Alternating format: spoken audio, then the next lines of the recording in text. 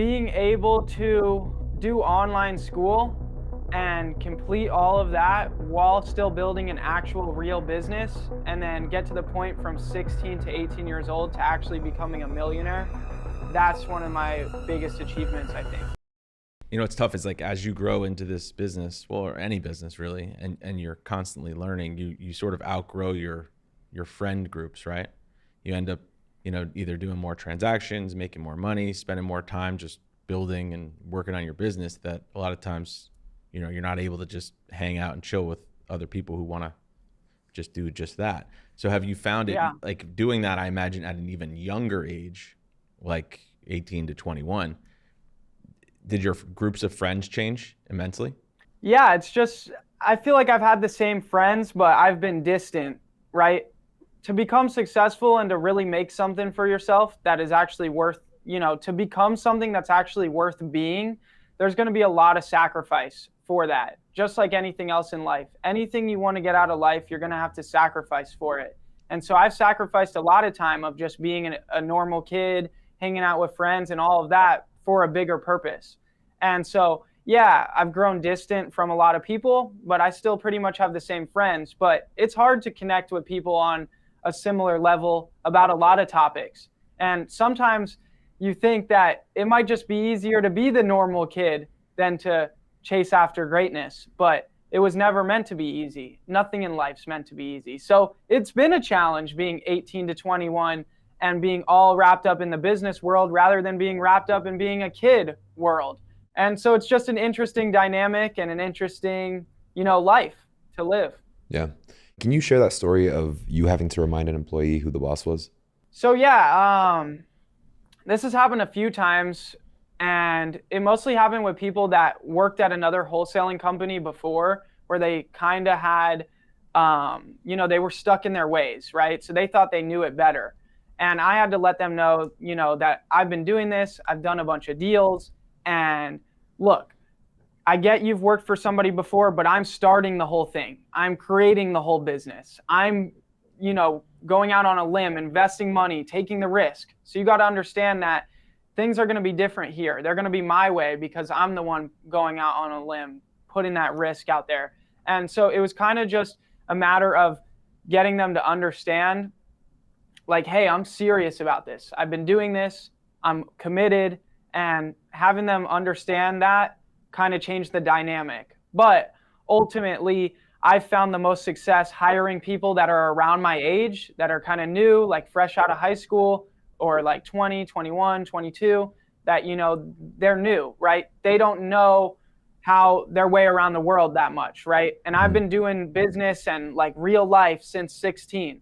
So I've built communication skills, and I've built certain skills that now just show the separation between my age and their age, even though we're around the same age, but they're fresh out of high school and I've been living this life of the real world.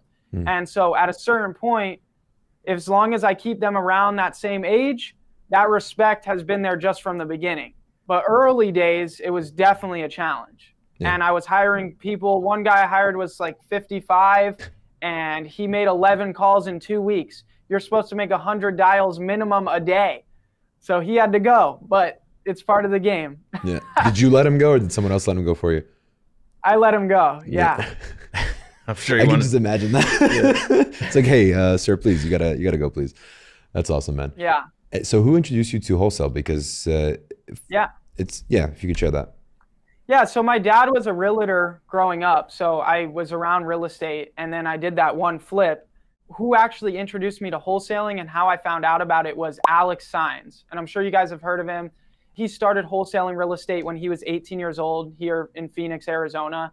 And I found out about him, and I realized instead of doing flips, I could wholesale real estate, right? Like I put some money in on that flip with my dad, but then I found out throughout that process about wholesaling. I'm like, I could do 10 deals in the amount of time it took me to do this one flip and make 10 times the money. And I don't have to put any money out of pocket really, except for marketing. There's very minimal risk. The upside's huge. And so I started chasing after wholesaling. So that's how I found out about it. Nice. Okay. Why is it that every wholesaler is in Phoenix, Arizona? Not everybody, but I'm being sarcastic, but there's so many guys There's out something like in the water. Pace Morby, Jamil, Who else have we talked about? I feel like there's so much more wholesaling going on the not only just the West Coast, but specifically Arizona. Yeah, there's many reasons for it. There's a lot of people here in town. That's why it's been great to like grow up in this business here in town. I built amazing relationships that have propelled me forward by being in Phoenix, Arizona. But a lot of people want to move to Arizona. It's the sunshine, one of the sunshine states, right? Great weather. And so the whole thing is there's always been like the most realtors out of any state in the country in Arizona. So it's always been trending that way. And then when people just started to get more creative, not sticking to just being a traditional realtor, the traditional route, then imagine how many of those people that were already in real estate are going to flip over to wholesaling. So that, I think that's one thing. And then, another thing is it's a good market for wholesaling. With the median home value that Arizona is, that normally sits around, obviously everything's super inflated and crazy now, but Arizona's always been around a good median home value above like 250,000. And that's where we know if we're above that median home value, we are going to make the bigger assignment fees. So it's always been a healthy market for wholesaling. Sweet. Awesome. If you had to break down, so right now, 7-figure wholesaling business, how many transactions does that have to be every month? Yeah, so we're doing about 70 to 100 transactions per year. This year is a little bit slower. I think we're going to probably end up in the 50s, between 50 to 60 in transactions. So yeah, we're doing a good amount of transactions, 10 plus transactions a month, around 10 transactions a month. Nice. What's your average assignment fee?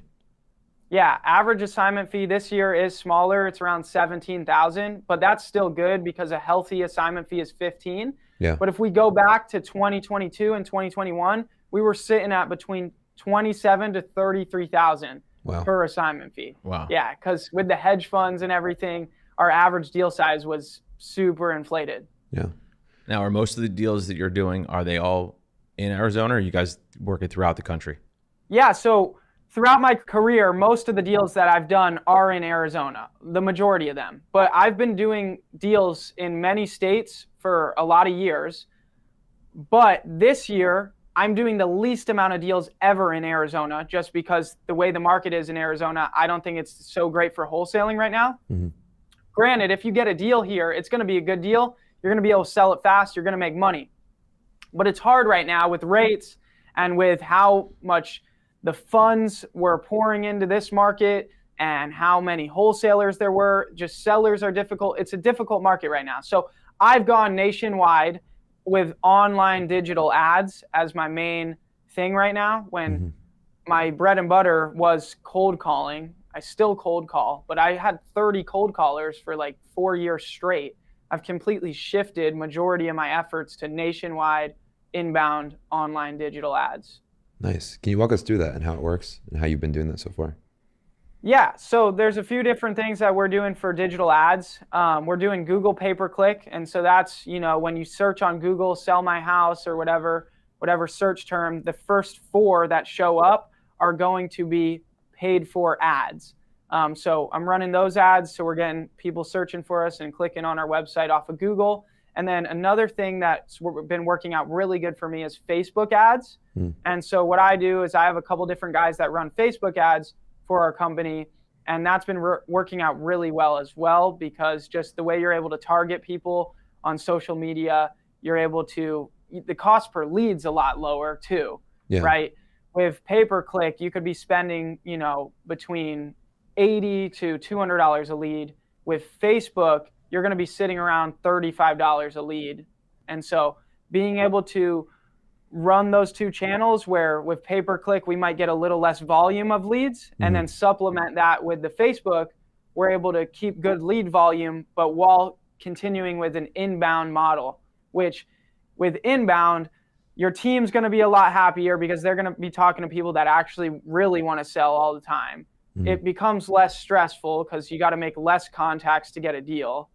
It's just inbound, if you can get it to work, is a better model in any business, any sales business. Yeah. So did you completely get rid of your outbound calling team? No, I still have 10 callers, but I had 30. So I, reduced that drastically. And I even reduced it down to 3 callers at one point, but we're getting back up, building it back up a bit because it's good for the lead volume. keeping the team busy. But yeah, I'm really enjoying inbound right now. Yeah. That was one of the biggest hangups we had. We used to have 16 outbound callers, and it was like insanely profitable. That was for a residential real estate brokerage, though, not really wholesaling. Reflecting on it now, it was a perfect model for wholesaling. Sure. Because they would get like the average price point they would get in or convert was like 500,000 when our median in our marketplace is like 758. So it would have been a perfect wholesaling model. But not only that though, but they tend to attract, I don't know how to say this nicely, the less sophisticated. Yeah, well, yeah, fair statement. But those are the ones that would be perfect. They're not picking up $2 million opportunities. They're picking up $500,000, $300,000, opportunities. But the biggest struggle that we saw in that is that outbound is so much more difficult because you're chasing. You need more leverage. But inbound, it's like everybody that was doing it in a really high level was creating brands to get inbound leads coming in. So that's something that we were trying to figure out. How do we make ourselves different? And I'm assuming in Arizona, when you're competing with so many different wholesalers, that's the route you decided to take. Yeah, I think though that no matter the market, no matter the competition, there's room for everybody to eat, right? Because Arizona has the most wholesalers, but for the majority of my years, I was doing most of my deals here. I never had a problem to get a great piece of the pie. Yeah. And then, the thing with outbound, like it's good still, but inbound's great. But when you're getting started and stuff, and even you can grow a whole massive business just like I did off of outbound cold calling. The main thing to remember when you are getting started and you want to be successful in real estate is you need to be doing proactive marketing rather than reactive. That's just the main thing in order to have success. So what that means, instead of putting up like a bandit sign and waiting for them to come to you, outbound cold calling is way better as a method, right? Because you're doing proactive, you're actively chasing. That's one of the most important things. If you want to get sales, want to do business in whatever business it is, chase the prospect too. Yeah. So keep that in mind as well, I think. Yeah. Yeah, that's a good It's sort of like the analogy of like as a residential real estate agent, like you could do an open house, right? Wait for people to come to you, or you could call through the whole neighborhood and find who's looking to sell. Yep. And that's just the way it is. And the thing is, in whatever it is that you're trying to sell or however you're trying to make money, whether it's a service-based business or a product, whatever it is, it's about volume. Sales, right? People might talk about how they dial in their sales skills. They'll close anybody, right? Yeah, that's true. Your sales skills can be on point, but there's always this aspect of volume that is just as important. You got to make those repetitions in order to have success.